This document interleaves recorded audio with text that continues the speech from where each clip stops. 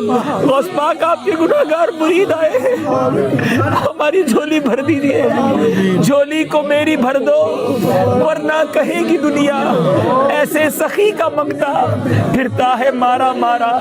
मेरी लाज रख लो या गौस, मैं मुरीद हूँ तुम्हारा, मैं मुरीद हूँ तुम्हारा। माँ मोहताज तो हाजत रवा, अल मदद या गौसे आज़म सैयदा।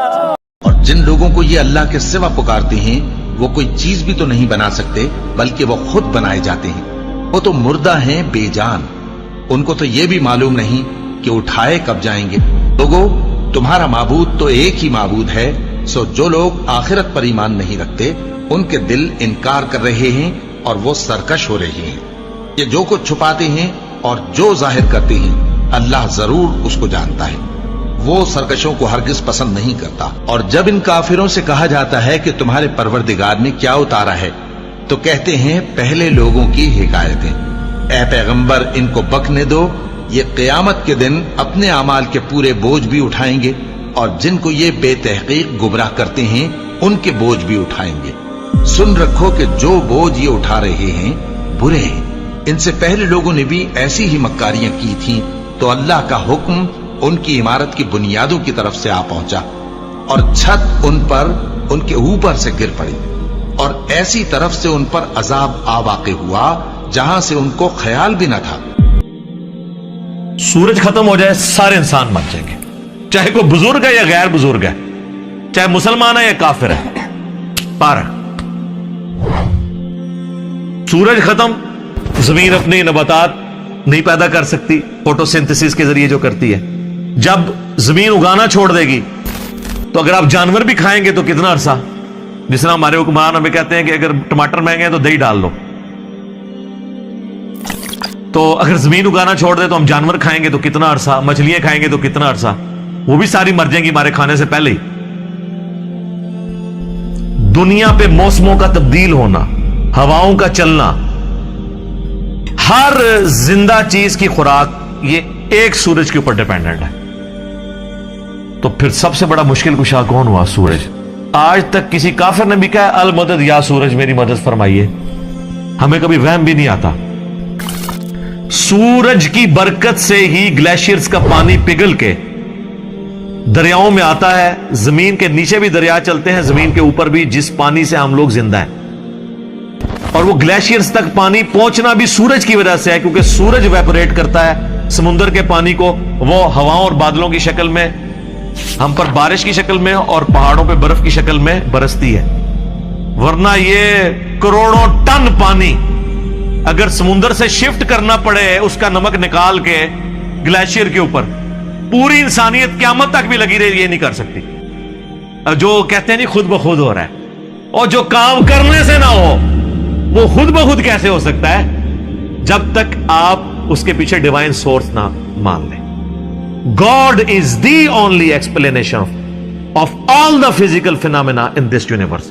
खुदा ही वजाहत है इस कायनात में होने वाले हर फिजिकल फिनोमेना के पीछे, वो डिवाइन सोर्स है। ड्यूटी लगाई हुई है। 15 अरब साल से सूरज चल रहा है, उसमें फ्यूल कौन डाल रहा है, उसे कान से पकड़ के कौन चला रहा है? सूरज को खुद भी नहीं पता कि वो क्या कर रहा होगा। लेकिन सूरज को हम क्या मुश्किल कुशा मानते हैं?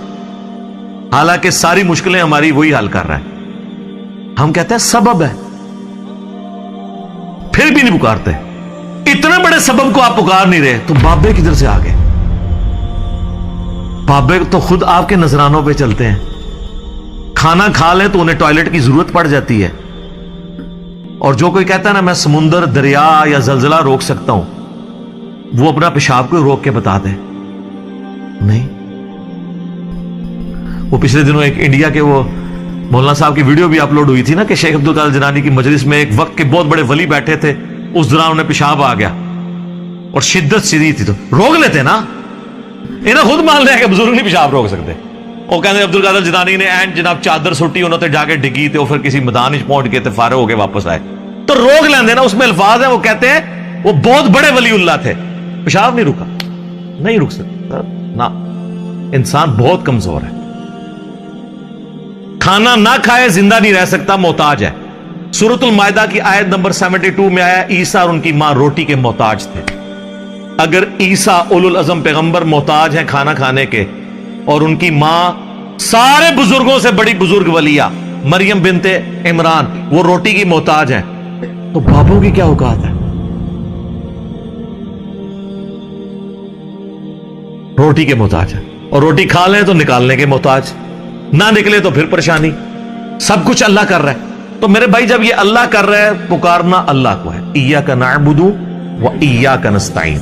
ये हमारा मेन झगड़ा है शिर्क के हवाले से। हजारों बातें एक तरफ, असल बात यह है कि असल शिर्क हुआ है इय्याका नस्तईन में। इबादत की कोई शक्ल, नमाज, रोजा, हज, ज़कात, नजर, न्याज, सब अल्लाह के लिए, सब देते भी अल्लाह के लिए। बस इसाले सवाब की नीयत करते हैं, वो छोटा मसला है। ठीक है, मैयत की तरफ से इसाले सवाब हो सकता है, लेकिन इय्याका नस्तईन में मुसलमानों की अक्सरियत शिर्क कर रही होती है। अच्छा, नमाज में नहीं करती। नमाज में आज तक किसी ने या अली मदद या शेख अब्दुल कादिर जिलानी मदद नहीं पढ़ा। नमाज में क्या पढ़ते हैं? इय्याका नअबुदु व इय्याका नस्तईन। तो सर मौला अली भी नमाजों में अल्लाह को पुकारते थे, नमाज के बाद भी अल्लाह को पुकारते थे। मौला अली का मानने वाला वो होगा जो मौला अली की तरह अल्लाह ही को पुकारे,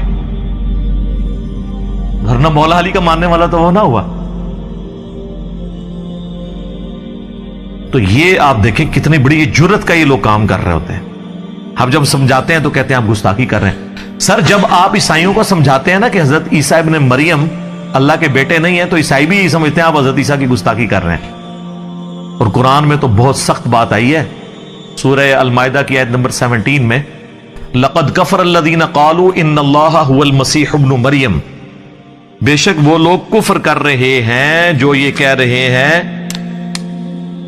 कि ईसा इब्न मरियम ही अल्लाह हैं। उसके बाद कितने सख्त अल्फाज हैं। कुल, ऐ नबी तुम फरमाओ, फमन यमलिकु मिनल्लाहि शैआ, अल्लाह का कोई क्या बिगाड़ लेगा। इन अरादा अन युहलिकल मसीह इब्न मरियम व उम्महु व मन फिल अर्दि जमीआ, कि अगर अल्लाह इरादा करे कि ईसा इब्न मरियम और उनकी मां को और सारी मखलूक को हलाक कर दे, अल्लाह का कोई क्या बिगाड़ सकता है। अच्छा, शिर्क किया ईसाइयों ने, मिसाल दे दी ईसा इब्न मरियम की तौहीद के लिए।